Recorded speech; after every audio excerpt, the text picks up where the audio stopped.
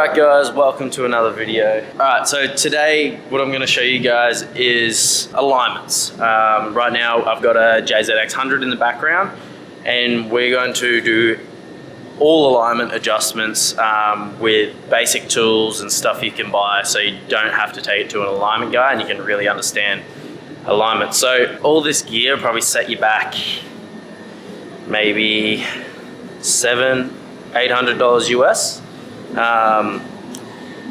Because what we need is, well, it depends what brand you buy, but what we have here is I think they call it a long acre camber caster gauge with the wheel attachment. So what we're going to do is start with our caster.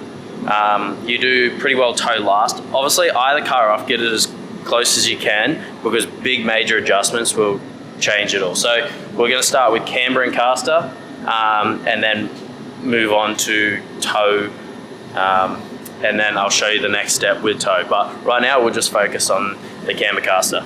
So like I was saying, what you need is a camber caster gauge. Depending on what style of car you're doing, you might need one of these. If you got a spindle, you can get the one with the magnetic attachment that just goes straight to it, and it's obviously much easier than setting up this. The next thing you're going to need is some turntables. You need turntables. Like, the car must turn easily. You can't have the car jarring and moving around. And what I like to do, or what everyone should really do, is put those turntables on an elevated surface, because when you have to adjust it, it makes it a lot easier to slide underneath instead of lifting the car up. Because when you lift the car up and down, it's not settled. So this is the ideal situation. Alright, so what we want to do is obviously get the steering wheel center. We want to have this 0, the turntable, because we need to use these degrees. So we turn 15 degrees either side. That's all we need to do.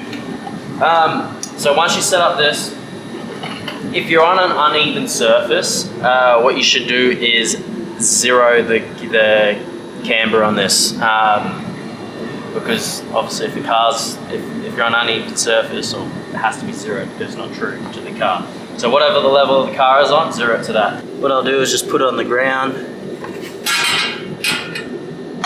or the surface we are doing it on.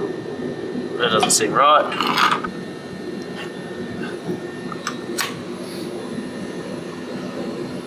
It doesn't seem fucking right. What the fuck? So I was in caster mode, that's why I wasn't right. Anyway, alright, so now we're zeroed again. I'm going to slip that back in. Yeah, we're at 4 degrees camber. We've got that zeroed. Alright, so that's pretty good. I'm happy with 4 degrees camber. Obviously I don't want 7 degrees or 8, like it's just excessive. But you can run whatever the hell you want. Once we know our camber, and we've like checked both sides and we kind of got it equal, the next step is to check caster. So this caster adjustment is, you need to be, it's as simple as that, because you have to get these degrees, so 15 degrees this way, 15 degrees that way, perfectly. A degree out will change your caster dramatically on the gauge. Alright, so this is why I got John here. So he's going to be turning the wheel for us, and we can see this. Alright, so I'm going to hold on to this, and so we turn outwards from whichever, like if we're doing the right hand side, we turn right. So what we're going to do is go 15 degrees to the right. Johnny's going to turn it for us. Right, a little bit more. Whoa. Alright, 15 on the dot. So the next thing we're going to do is 0 this bubble again. So once that's 0, what we're going to do is put it into caster mode. So you'll know it's in caster mode when it starts to blink. Alright, there's blinking. But then we must 0 it. Alright, so now we are 0. What we're going to do is turn the wheel to the left 15 degrees, so Johnny's going to start doing that. Well, All right. Then we're gonna adjust this bubble again, so it's square. All right. That is now our caster reading. We have 6 degrees of caster in this car. I think that's a pretty good level for this car, as Chase's self-steer is obviously not as good as an S chassis, so I like to run a bit more caster in the Chasers. So I'm happy with 6 degrees. What we'll do is check the other side, make sure we're at 6 degrees as well, adjust it if you need be, and that's pretty well how you do caster on any car. But also guys, if you don't have an adjustable caster arm, checking the caster, it may be out either side. It is what it is, you can't do nothing about it. So make sure you get adjustable caster arms. This side is 8 degrees, so 2 more than what we want. So what we'll do is adjust the caster in it.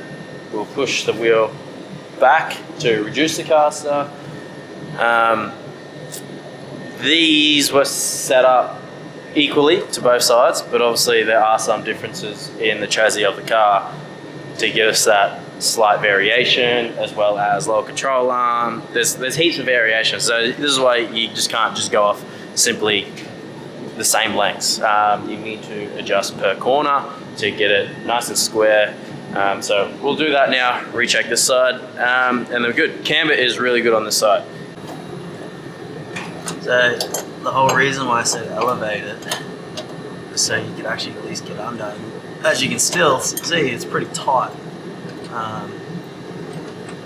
But anyways, just enough to get under, but could you imagine it being on the ground? It'd be like a pain in the ass.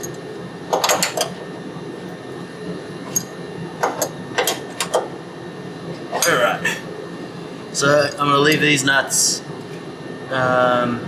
loose, the locking nuts, and we'll check caster again and go from there. Hang on a minute, which way? I think I just pushed caster into it. Did you just make it longer? Yeah. Yeah, I think you might have. A derp. Derp. Alright, now I went the right way. Let's check it again.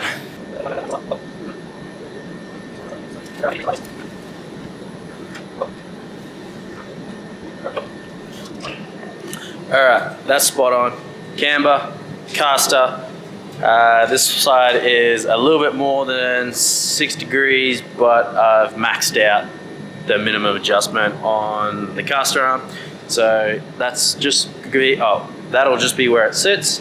I think it was like 6.2, 6.3, which is nothing. So, all right, on to toe. Johnny just pulled something out of the box, and I actually never really thought of it, but this is another way you can check your camber, I guess, on the cheap, just with like a string line and plumb bob. Only problem is you can't zero the gauge, so what you want is obviously the ground to be flat for this to be somewhat accurate, and obviously it reads in millimeters, not degrees, which is fine. So pretty well, if you line it up on just say 10 down there and 10 down there, if it goes out like that, you know, you're just reading, you're just reading the degrees, millimeters that it goes. But like that could be a quick, easy, cheap way to check it that gets you in the ballpark anyway. Alright, so like I said, we'll move on to the toe. I always just eyeball align the car to get it in the ballpark and adjust it. So right now all the nuts are loose. The problem with this camber toe setup on a Chaser is you have 2 arms at the bottom. So you're kind of adjusting camber and toe at the same time. These checks are going to have to be done as we do it. All right, so to explain the string line setup, everything we're doing here is the same as an alignment machine, except they have lasers, so it's obviously a lot more accurate. So what you need is, so we've got some drums there, we've got some jack stands, and we have some poles. And what we do is we get 2 poles, similar, the same length, and we put these notches in it. on both sides the same length apart. Then we run a string line and we square up the car 4 corners, and you need 2 people for this. You don't, but it makes it a lot easier. So we'll just show you that. So as you can see, the string line is in these grooves, run down the whole car. Then we just tie that off and let it sit and rest, puts tension on the string. So the next thing I do is I get it as close to eye as I can get it. That way we're in the ballpark and we're not moving it so much. Then we'll grab a ruler and we'll square this car off all 4. And like I said, it's a lot easier with 2 people. So Johnny, you're gonna go to the other side and tell me what you're at. So what we wanna do is go from a known point on both cars. Like obviously you need square rims and stuff like that. You can't do this if you've got a 10 on one side and a 9 on the other, and different offsets and stuff like that. So make sure your rims are all the same. Well, the rear's the same, the front's the same. So right now, off the center cap, I've got, what's that? 1086. What are you, Johnny? 184. 184. Look, we pretty well nailed that. So he's 184, so I know I've got to move his way a millimeter to square that off. So what I'll do is I'll just grab this and what are you at now? 185. 185. So if I check this now, it should be 185. And as you can see, 185 on the dot. All right, to the front. So same thing. Johnny, where are you at? I'm at 163. 163. I'm at 173. Alright, so I know I've got to go John's way a bit, so I'll move that. Anyway, you get the gist of it. So once you do the front, go back to the rear, check the rear, because obviously we're trying to square it up to the car, and then go check the front again. Once your front's square, once your rear's square, you know the string line's square to the car. So the cheapest way is obviously 2 rulers. Measuring from these 2 points here and bringing them up. Obviously if we want 0, we want, let's say, so right now, oh shit. So just say 0 was 10 and 10, it's 10 and 10. If it was 11 at the front and 9 at the rear, that's a mil of toe out, and vice versa, toe in. But what we have to make our job a little bit easier is kind of this little tool, just homemade. It's just 2 90-degree straight edge squares, screwed into a little piece of channel with some adjustable screws that you can put on either side of the rim.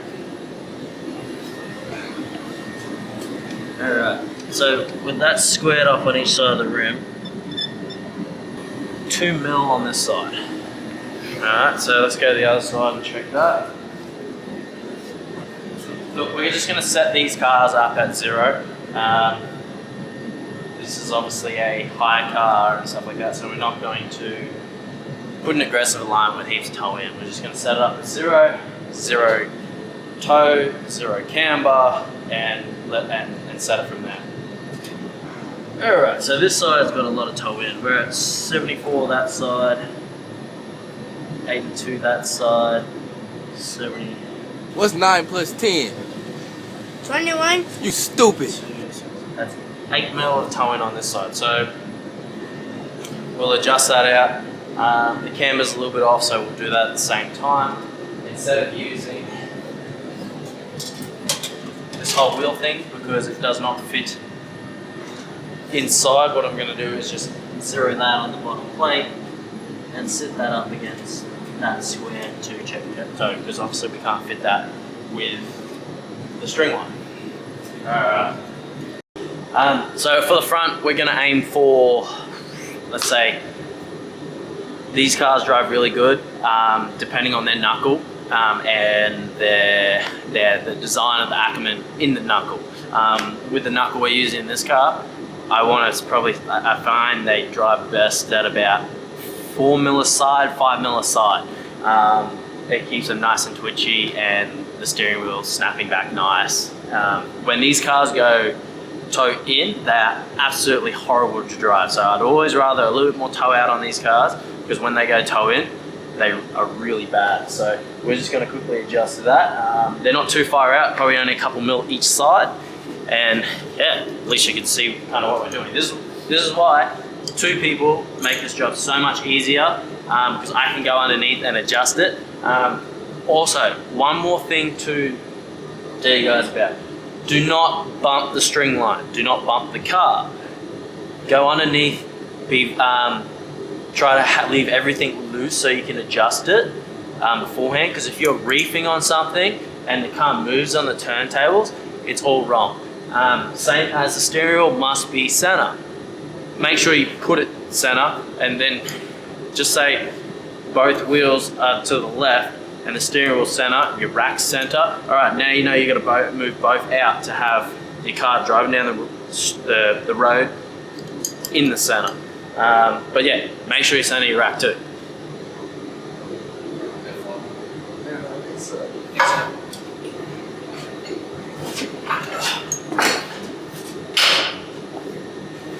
Also, make sure you go back to the steering wheel and check that it's center. I don't have one of those. We don't have one of those steering wheel holders to keep it central. So we just obviously go back, make sure it's center. If it's moved, we'll put it back, we'll recheck it, and vice versa. Alright. So the last thing to do is lock up all our adjusters, and what I like to do is put a mark across them to see if they turn. Same as, see this car still has the eccentric washers for the original arm adjustment. What I like to do there is put them to a flat and mark them to make sure they don't turn. If you see one turn, you know your alignment's possibly out. Ideally, you want to get the eccentric lockout washers to just eliminate it altogether. We don't have them, that's all right. So what I'll do is completely lock up. All right, so now that's done. So I'll probably do it from the back side, because when we look underneath the car from the back, we'll be able to see if they move. Same as the eccentric lockouts from the back. What else? Saying before about the way you adjust these chasing. See how you have these kind of 2 parallel arms at the bottom and a singular upper control arm. So just say you get your toe right. Now you have to adjust both of these to get your camber right. Because if you just adjust one, it's going to put that out of whack.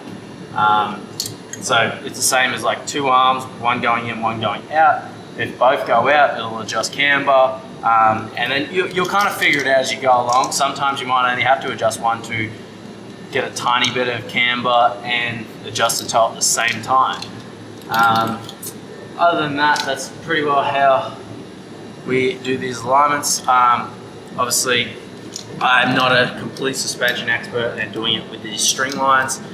It's just something I've had to learn in Japan, because we don't have a wheel alignment machine and we do this at the track and stuff like that. Ideally, if you're working on your own car, you should just set up some bars off the car that you can just quickly attach to them and then run your string lines, instead of setting up drums and stands and stuff like that, because that just make life a lot easier. You just put the car up on rims, put them on the turntables, set up your bars, run your string lines, adjust it back down. We can do a full alignment like I just showed you in about an hour, which is, you know, relatively quick, I guess. Not having a full poised hoist and a digital alignment. This is still a really good way. You're not going to have a 4-post alignment machine at the track. So, and look, to be honest, most drifters probably don't want to spend the money.